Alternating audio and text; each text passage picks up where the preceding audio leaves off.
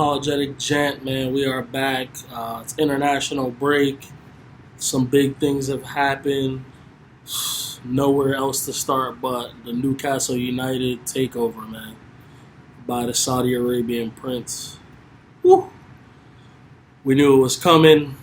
Um, I think in the summer, some things happened through there was piracy going on through beIN Sports for Premier League games in Saudi Arabia. That was one of the things that kind of put it on hold. But now we're here, and the inevitable has happened. And there's lots of people in the English game who are mad, but I'm sure Newcastle fans are excited. I'm excited because anytime you get owners with money that want to win, and it's not about just making money off the club, and the man's worth $432 billion or something like that. So he ain't buying the club to make a profit. So I think it's great for the Premier League. One of the fallen giants, Newcastle used to be kind of a big-ish club. Even in the lower leagues, they were still, filling the stadium with 50 to 55,000 fans a week. And I think they deserve a good owner. They've had Mike Ashley for the past 14 years, who's been not the greatest owner, not the greatest relationship with the fans of the club, hasn't really been ambitious, and I think that he's been relegated twice as an owner from the Premier League. So I will say, because of his lack of spending and his business acumen, he did leave Newcastle in great financial standing. So I think the Saudi prince will be able to spend a couple $100 million and not upset financial fair play rules. So it's going to be interesting. I think the first thing that they have to do for sure is hire a top manager. Because the reality is it's Newcastle.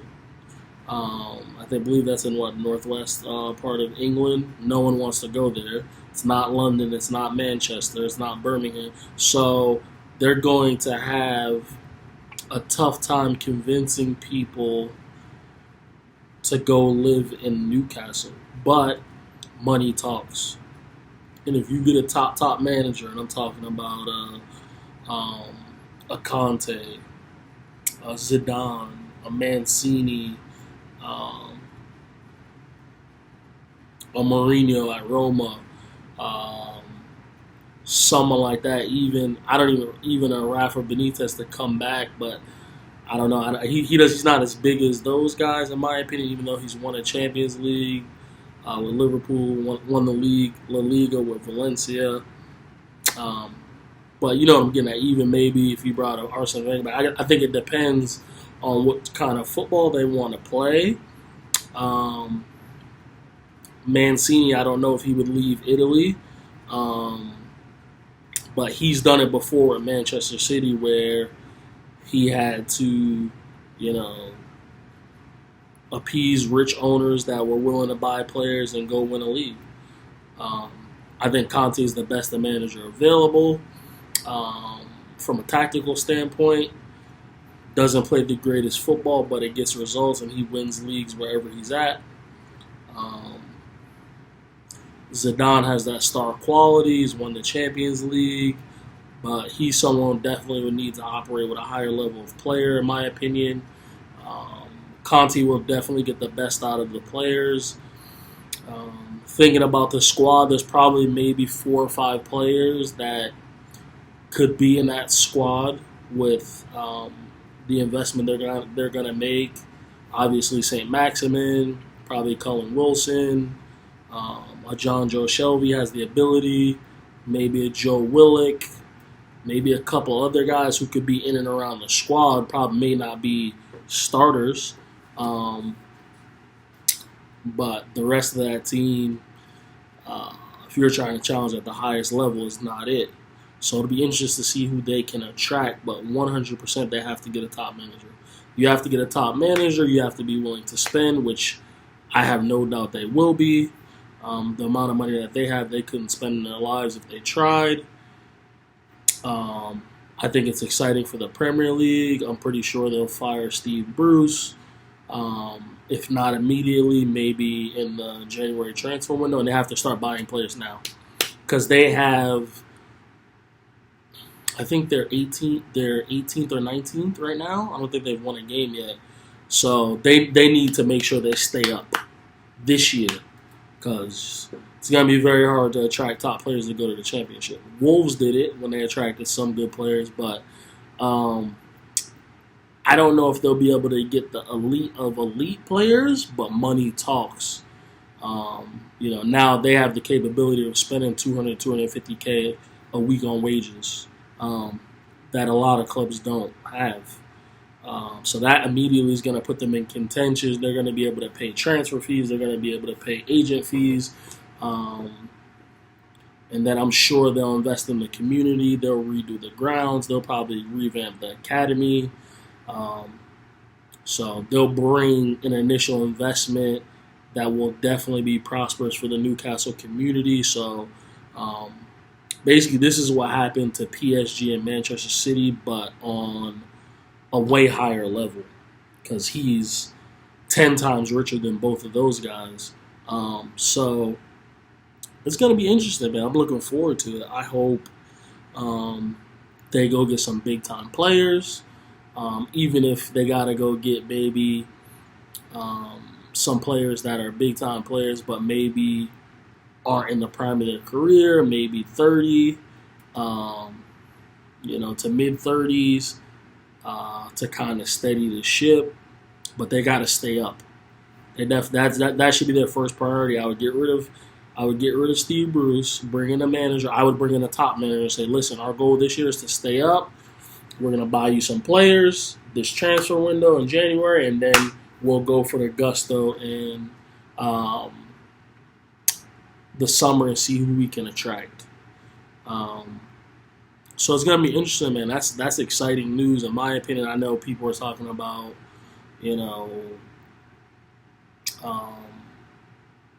humanitarian stuff that happens in Saudi Arabia and this, that, and the third. Listen, I got on a Nike shirt. I got an iPhone. So if we want to play the humanitarian card about different things, we could do that. But everything that we wear, buy, is being manufactured somewhere in a different country with some sketchy labor laws, with kids who are underage trying to make money to feed their families and feed themselves and not starve, probably in a third world country. So I'm not going to be the morale police from that standpoint. It is what it is. And obviously Newcastle fans are going to be just as excited as Manchester City fans because they were a bigger club than Manchester City was.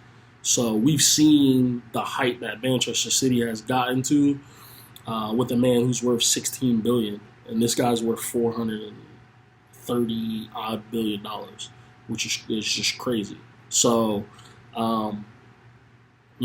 people. I know I've heard things like, "Oh, the Saudi state's not gonna listen." He's the Prince of Saudi Arabia, so whether he says they're not gonna interfere or not, like he is Saudi Arabia, he is gonna be Newcastle. I mean, I'm sure they have, I can't remember the lady's name. She's gonna be the face, the figurehead, whatever it is. But listen, players want to get paid. They want to play for top managers. They want to compete. So there are going to be some players who say, listen, I like what you guys are doing, but you guys got to get to Champions League, get to Europa League, something before I come sign. And then there's going to be people that just want the cold, hard cash that have won things. Who knows? I know Mohamed Salah is in a contract dispute right now. I don't know, maybe the Saudi Arabian prince can appeal to his Muslim nature. Hey, Mohamed Salah, we'll build a mosque attached to the training facilities for you. Liverpool's not willing to pay you $400,000. We'll pay you $500,000 a week. So we'll see. Players that have won things. Listen, when you've won things, and now you're thinking about my last big payday to set me and my family up for the rest of our life and continue that generational wealth. Listen, money talks. So don't be surprised when you see people willing to go play for Newcastle. Don't be surprised, because if you've won something, like I don't expect a Harry Kane to go there, but you got players around the world who have won stuff, And if I'm bringing in Conte and I'm doing the fullback system, maybe I call Danny Alves. He's a free agent. Maybe I bring in Daniel Sturridge. He scores goals. I don't know. I'm just saying you got to get some quality in the team, some proven quality, even if it's guys that aren't in their prime that are a little bit older. That's what I would be doing. And then you got, there's a lot of Brazilian, French players that aren't from England and aren't going to give you that English tax that you could buy that are good quality players in different leagues that will come that want to play in the Premier League and want to get paid. So if they do it right, I mean, it's a sleeping giant. They're going to be a juggernaut if they do it right. So I'm looking forward to that, man. I actually just finished watching today the Nations League final against France against Spain, and France won. And it's obvious, like from a talent standpoint, France. I would still say, along with Brazil, has the biggest talent pool to select from. In my opinion, so it's going to be very hard to beat them. They don't necessarily have a great style of play. They play on the counter. But listen, like Spain plays the best football in the world. They play the best football, in my opinion. They just, at the top end of the pitch, they don't have the quality to really carve people open. They don't have a Benzema or a Griezmann or a Pogba. But their patterns of playing, the way they play football, I believe is the best in the world. They're just missing the Xabis, the Iniestas, the Xabi Alonsos, the David Silvas, the Fernando Torres, the David Villas, guys like that. That extra bit of quality. Because Xabi and Iniesta were two of the best midfielders that ever played a game. So it's going to be very hard to replace them now. They have Pedri, they have the Gavi kid. They got kids under the age of 20 that look like they're going to be generational talents. It's just at the top end of the pitch. And also their center backs, I mean, Laporte's good, but other than Laporte, Sergio Ramos isn't healthy and he's getting old. PK retired. So their defense is looking a little shaky. Aspilicueta is getting older. Busquets, as is in the sitting role, is getting older. Obviously, they got Roger to be a natural replacement, so that position probably shouldn't worry them. But at the top end of the pitch, I mean, it's average quality, to be honest with you. None of the players in the final third are at the level that they need to be for them to win tournaments. And that's the reality of the situation. I think the difference between them and Italy is Italy has quality all over the pitch, probably except at the striker position. But I would say all front three players, they're either not good enough or just haven't reached their full potential yet. Like, Ferran Torres might become good enough, but he's, 21, 22? So it's an exciting team. They got great young players. And I've also been watching a lot of CONMEBOL, which is the South American qualifiers. I just want to say this. Now, I've always thought this, but I don't think I've ever said it out loud. The only region that I respect the World Cup qualifiers is CONMEBOL in South America. Every other region is cupcake. So what I'm starting to do now is realize that if you're scoring goals outside of a major competition and you're not in South America, I'm just disqualifying. Like, yeah, Cristiano Ronaldo's a great player, love him, but when you start to look at the goals that he scored, Rudy, all these other guys that play, they're playing San Marino, Faroe Islands, Gibraltar. Like, there's no teams like that in South America. The worst teams in South America are like Bolivia, Venezuela, maybe Ecuador. Then you're talking about Chile, Colombia, Uruguay, Argentina, Peru, Brazil. Like, the quality level It's crazy. Like that's why I have so much respect, so much more respect for the amount of goals that someone like Lionel Messi and Neymar have scored playing in South America and CONMEBOL, because their level of talent in teams compared to Africa, compared to Asia, compared to Europe, compared to CONCACAF, which is like the U.S., Central America, and Caribbean, there's no comparison. Because if you look at CONCACAF, other than the U.S., which will never win a major tournament in my opinion, Mexico, which will also probably never win a major tournament in my opinion, every other team in CONCACAF is terrible. And then there's just way too many countries in Europe. All these little rinky-dink countries. And like I watched England play Andorra. What was that, yesterday? 5-0 Andorra. Terrible. Awful. Has no business playing. Like never gonna qualify for a World Cup or Euros. Like it's pointless.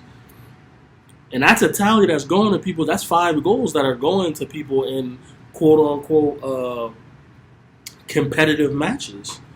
There's nothing competitive about that. So, like, we got to put respect on South America and CONMEBOL. That's by far the hardest region with the best teams, by far. No doubt about it, by far. Everyone from that region pretty much should qualify for the World Cup. Because... and then we see how those players are dispersed across Europe. So, yeah, man, like, that's crazy to me. Like when I think about it, and when I see people's numbers, and like now I'm putting an asterisk, especially in Europe. Those numbers, like, oh, they're playing terrible teams. Lithuania, come on, Andorra, San Marino, Faroe Islands. Like I'm looking at teams and I'm like, this is who you're playing in the World Cup qualifiers? So, listen, man. I just had to get that off my chest during these. There's some great South American CONMEBOL, Copa, whatever you want to call it, games today. And I'm gonna watch the Argentina game after this. After I do this video. So, yeah, man, like, people gotta put respect on South America, man. Like, Brazil's playing Colombia today, Argentina's playing Uruguay. Like, it's just different, man. Different. Chile's playing Paraguay. Like, that's why this UEFA Cup of Nations thing is pretty cool, because at least you know it's a competitive situation where you know the best teams will make it to the Final Four. So it was Italy beat Belgium for 3rd place, and then France beat Spain in the final. So that's good. But these World Cup qualifiers in Europe, joke team. So yeah, man, can't wait for the league to get back. International break has been cool. There's been some good things, but I'm really excited for Newcastle to see what they do. Please, Lord, fire Steve Bruce, get him out of there. Hopefully they bring in Conte and they give him the bag. Spend some of that A-Rab money, man. So, yeah, man, it's the Unapologetic Gent. We're back. Please like, subscribe, share. Appreciate the love. Peace and love. Thank you.